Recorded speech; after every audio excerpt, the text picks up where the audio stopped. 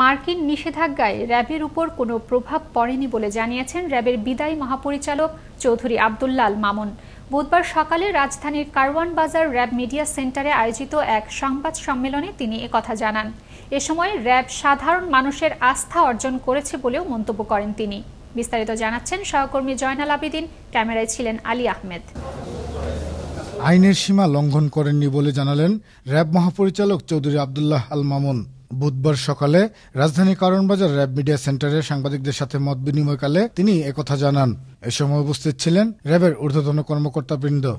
যে আমরা অতীতে যেভাবে সফলভাবে বাংলাদেশের আইনশৃঙ্খলা রক্ষা করতে পেরেছি, আইনশৃঙ্খলার সমুন্নতা রাখতে পেরেছি, আগামী দিনেও বাংলাদেশ পুলিশ এই আইনশৃঙ্খলার সমুন্নতা রাখতে দৃঢ় প্রতিজ্ঞ।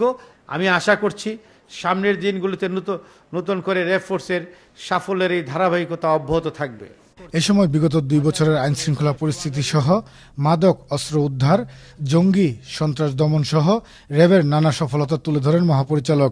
করোনা পীড়িত সময়ে অচিন্তনীয় ঘরবন্দি অবরুদ্ধতার সময়টিতে সামাজিক দূরত্ব, সামাজিক সচেতনতা বৃদ্ধি সহ নানাবিধ কর্মকাণ্ডের পাশাপাশি সর্বোচ্চ পেশাদারিত্বের মনোভাবের মাধ্যমেই অতীতের ক্ষিপ্রতায় আমরা জঙ্গিবাদ, সন্ত্রাসবাদ দমন, মাদক বিস্তার রোধ এবং আইনশৃঙ্খলা পরিস্থিতি নিয়ন্ত্রণে নিরবিচ্ছিন্নভাবে আমরা কাজ করেছি। গুম ও খুনের বিষয়ে র্যাবের উপর মার্কিন যুক্তরাষ্ট্রের দেওয়া নিষেধাজ্ঞার বিষয়ে প্রতিক্রিয়া জানান তিনি। মাদকের বিরুদ্ধে র্যাবের যুদ্ধকে বৈশ্বিক যুদ্ধ বলে মন্তব্য করেন মহাপরিচালক। মাদক নিয়ন্ত্রণে সবাইকে সচেতন হতে হবে বলেও জানান তিনি।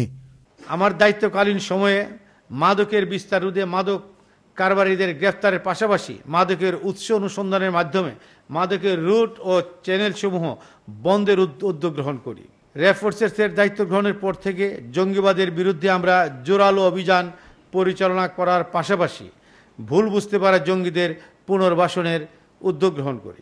পরে সাংবাদিকদের এক প্রশ্ন জবাবে তিনি জানান, আইন শৃঙ্খলা রক্ষাকারী বাহিনী নির্বাচনকালীন অতীতে যেমন নির্বাচনী আইন মেনে কাজ করেছে, ভবিষ্যতের নির্বাচনগুলোতেও তেমনই ভূমিকা পালন করে যাবে। বিদায়ী র্যাব মহাপরিচালক চৌধুরী আব্দুল্লাহ আল মামুন 30শে সেপ্টেম্বর পুলিশের মহাপরিদর্শকের দায়িত্বভার গ্রহণ করবেন বলে কথা রয়েছে। এ সময় তিনি প্রধানমন্ত্রীর প্রতি ধন্যবাদ জ্ঞাপন করেন।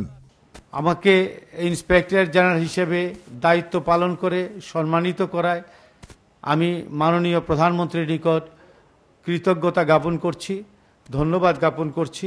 দোয়া করবেন যাতে আমি আমার যে দায়িত্ব আমাকে মাননীয় প্রধানমন্ত্রী যে আস্থা রেখেছেন, বিশ্বাস রেখেছেন, এটা আমি যথাযথভাবে আমার দায়িত্ব সম্পাদন করতে পারি। জয়নাল আবেদিন, আনন্দ টিভি, ঢাকা। আস্থা ও বিশ্বাসের